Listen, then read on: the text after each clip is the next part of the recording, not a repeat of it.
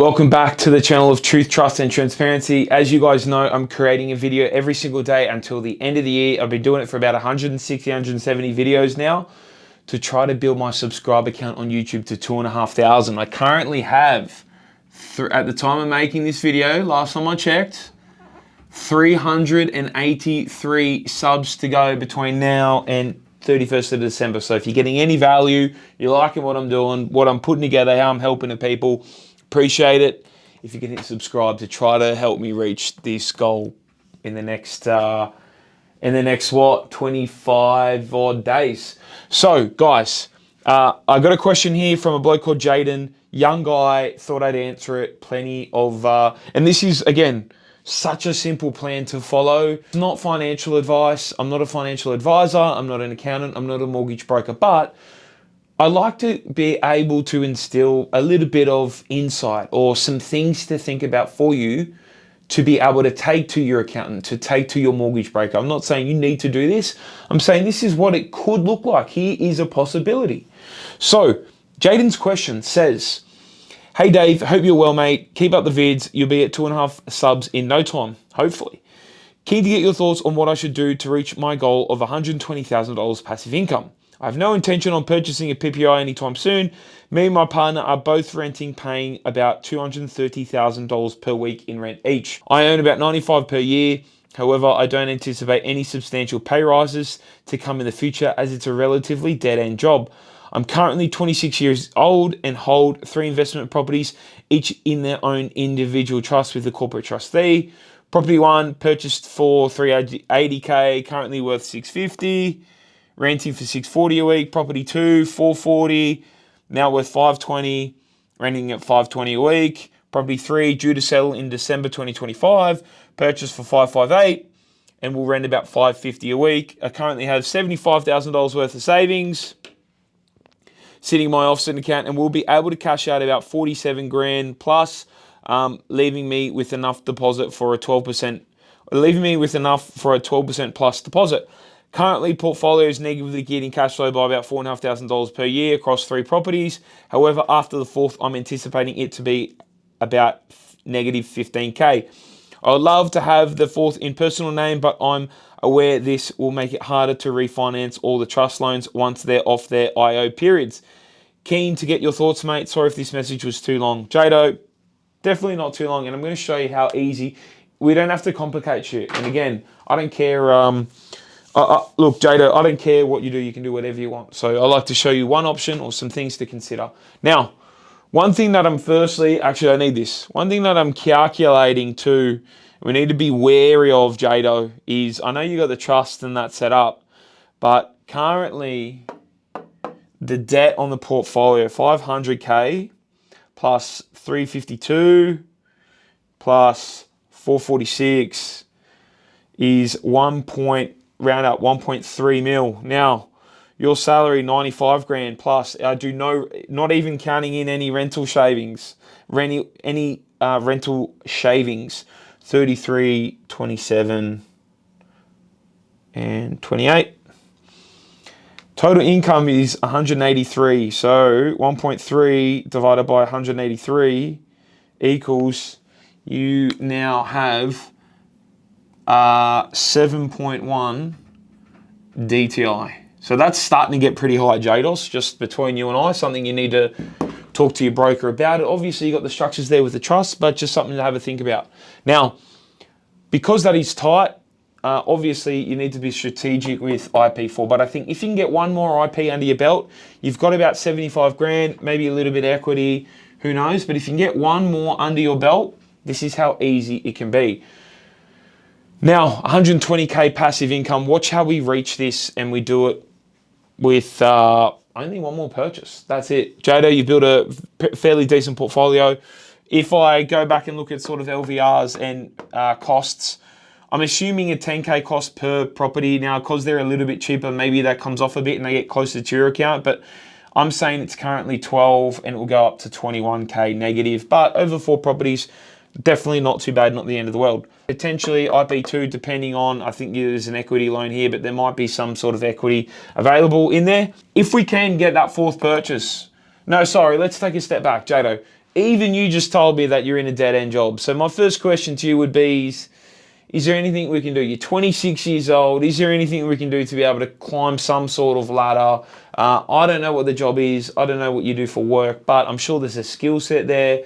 There is, that would be either scalable or something that you can work towards and put into a job to get somewhere that has some sort of scalability or where you can climb up the corporate ranks. I'm sure there is something that will be, or there'll be transferable skills where you can jump ship to a different industry, potentially in the future, and be able to get more income. Definitely something to look into. Now, IP4, I don't know what the status is with your partner at the moment, how long you've been dating, if you're engaged, if you're married or anything like that. But I think once you bring in her income, then this starts to look a lot easier. And IP4 is definitely easy and on the cards, because if, I think we said 130, if she's on similar 95,000 and we times up by 6, that gives me a little bit more room to move. So I think if you can bring on the partner, potentially if you need to, again, question for your mortgage broker, but you've saved the cash and you're pretty diligent. All we are going to do, my friends, and this is what I've said, this is what I said in my video yesterday, and a recurring theme. I said, okay, Jado wants 120K passive income. If he holds these properties for 10 years, this is what they end up doubling to, and another 10 years. So two cycles of growth, assuming that they're 10 years, and don't come at me with saying that's not enough. I can put together, if you guys want me to, a list, and I'll spend an episode writing out a list of the suburbs that have doubled in more than 10 years. And it's not, guys got to remember, there's 15,000 suburbs. I'm saying on average, if you're using data, you know what to look for. There is every single chance possible. There is so many people out there that have benefited from buying in the right data locations that have doubled in way quicker than 10 years. But I use that as an average because it's conservative. Anyway, 2035 to 2045. So in 20 years' time, you just bought one more, Jado. You held these properties. You went on with your life. They slowly become neutrally geared and cost you less. You build up your income. 20 years time, this is what and I've run some sort of numbers, but this is why it always counts to hold for 2 cycles. Why? This first property, if it's $2.6 million, we have a 480K cost base, we have a $2.12 million gain, meaning after 477 grand of tax, if we sold just the first property that you bought, you would come out of there with $1.643 million in cash after tax profit if you sold that in 20 years' time. If you just kept these 3 properties on interest only for the next 20 years, we'd have a debt of 1.658. We'd have 1.643. So we could pretty much sell that off and clear the debt on the next 3 properties, right? That's as easy as it can be. Now, come over here to your income. 95K after you pay your tax is 73,000. You're 26, 75 grand in savings. Now, $21,000 is going to cost you for holding costs for your portfolio. That's 28% of your income. With your rent and your holding cost to your portfolio and rental income, it's 36 grand. It's about 50%. So I said, okay, well, you got to live. You got to have money to live for sure, and you're sharing that with your partner. So if you can come out and save $15,000 per year for the next 20 years, and if your salary increases, you'll find that's very easy to do. You'd have 300 grand. So automatically, I could come out and go, okay, sell 1 property, boom, boom. I've still got 3 properties.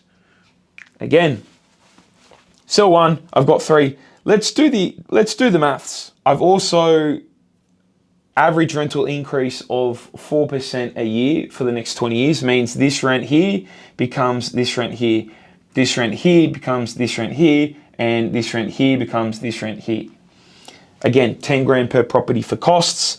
And after we take out the costs, we're left with 49 plus 51 plus 33. That, my friend, is 133 grand, $133,000 passive income, 3 properties, that's it. set and forget. Now you had 300 grand saved, so you can come and pay for a granny flat in cash, and that would give you probably an extra 30 grand.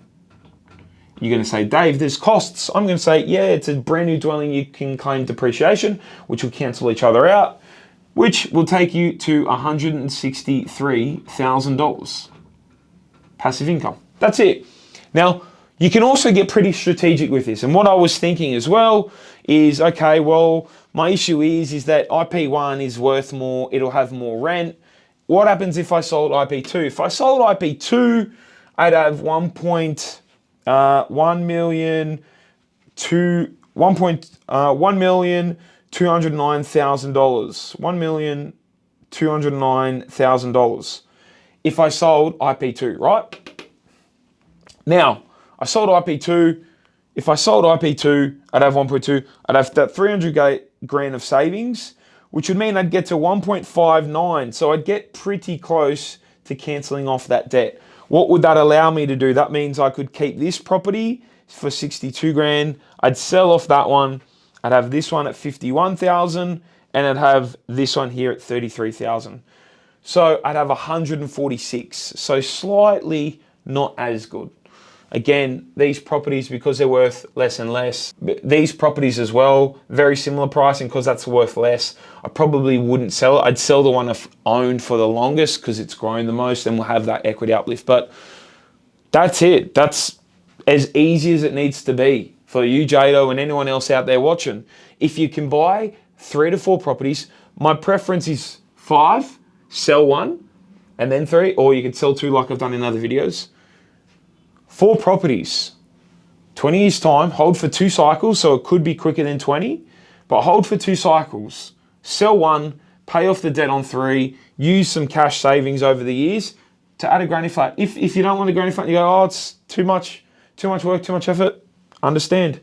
3 properties, 133 grand, 3 addresses, that's it. That's how easy it can be. Don't have to complicate it. I don't have to tell you to keep buying and selling and doing all that kind of shit. Jado, 1 more property, go on, then go out and live your life, work, enjoy, travel, and then you can cash in. You're 26, so you'll be 46 years old. Perfect. That's great.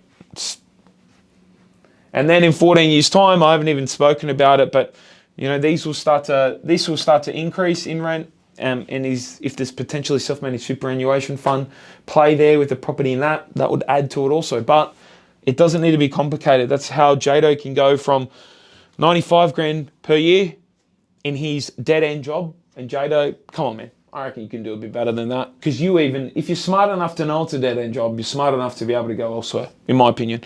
95 grand, 3 properties at the end, 133, or add the granny flat for 30, 163,000.